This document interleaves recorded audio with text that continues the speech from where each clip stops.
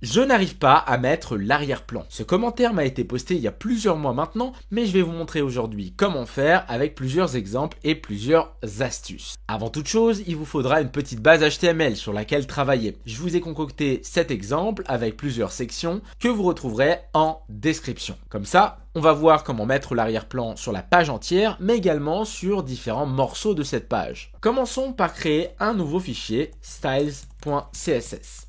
On va tout de suite, pour ne pas l'oublier, le rattacher au HTML en rajoutant avec le raccourci ligne de point CSS le chemin vers ce dernier. Jusque-là, rien ne change, c'est normal. On souhaite changer l'arrière-plan. C'est pourquoi on va devoir choisir la balise la plus haute dans l'arborescence. C'est le body, c'est lui qui englobe toute la page. Donc dans notre CSS, je vais mettre body comme sélecteur. On a plusieurs moyens de changer l'arrière-plan. On va commencer par le plus simple, la couleur. Je vais utiliser la propriété background-color et mettre ici une couleur par son nom. Par exemple, je vais écrire green pour du vert et là, ça me donne ce résultat. Si je mets du jaune, ça me donne ce résultat et ainsi de suite. Vous avez déjà plusieurs couleurs qui ont été nommées, mais si je mets ma souris sur une couleur à ce niveau-là, je vais pouvoir choisir dans une palette pour avoir une couleur plus précise, comme ceci. Mais on peut aussi faire des dégradés de couleurs. Avec un site comme cssgradient.io que vous retrouverez en description, vous avez la possibilité de pouvoir rajouter un dégradé de couleurs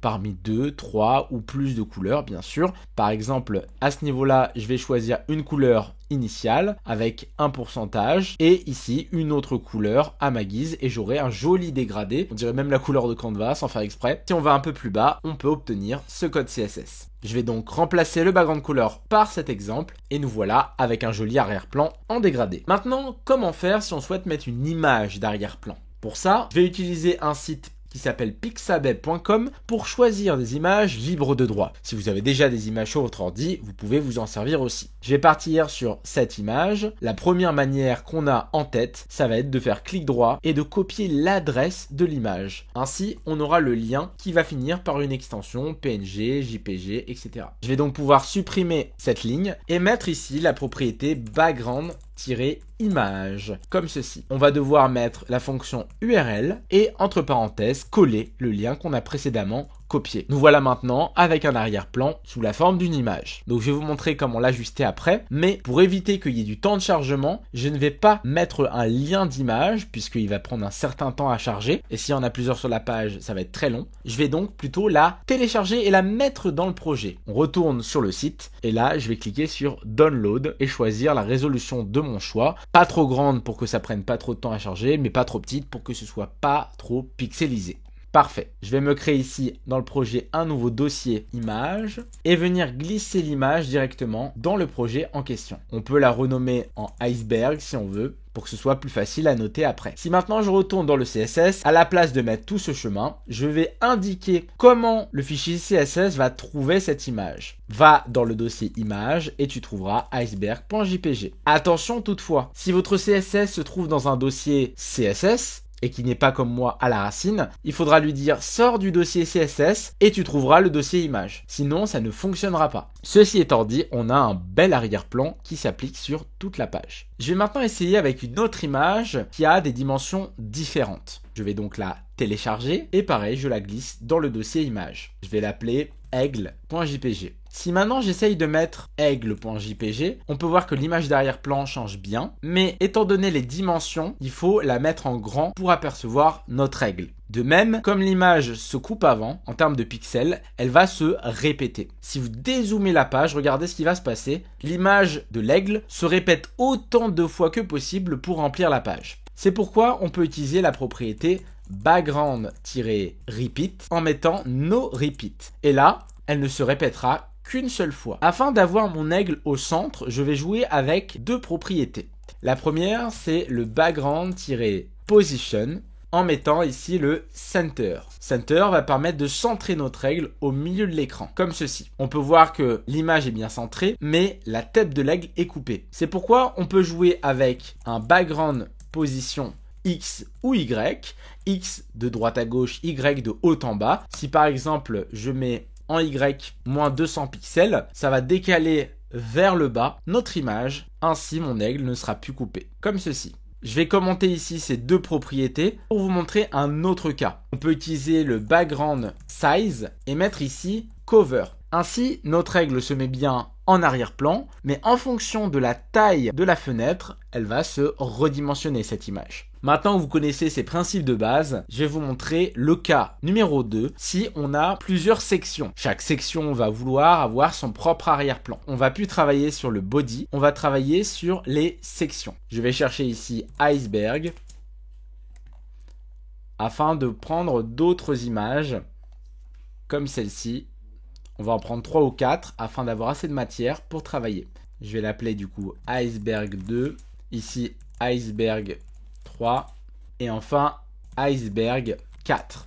Comme ceci. J'ai maintenant 1, 2, 3 et 4 images que je vais pouvoir utiliser. On va fermer un petit peu tout ça et retourner dans notre CSS. On va repartir d'une page neuve et commencer par mettre un arrière-plan de couleur sur chacune de nos sections. Donc si je mets un sélecteur sur les sections en mettant background color aqua par exemple, vous voyez les sections apparaître. On peut également leur définir une taille de base, par exemple 100 pixels ou 200 pixels. On peut aussi utiliser d'autres unités comme le View 8 avec VH. 50 VH, ça nous donne ceci. Si on veut faire disparaître par défaut les marges et les paddings sur les composants, on peut sélectionner tous nos composants et mettre un padding auto et margin auto comme ceci. Alors maintenant, si je veux mettre à la place de la couleur l'image du premier iceberg, je vais être tenté de faire ça. Background image, URL, image / iceberg.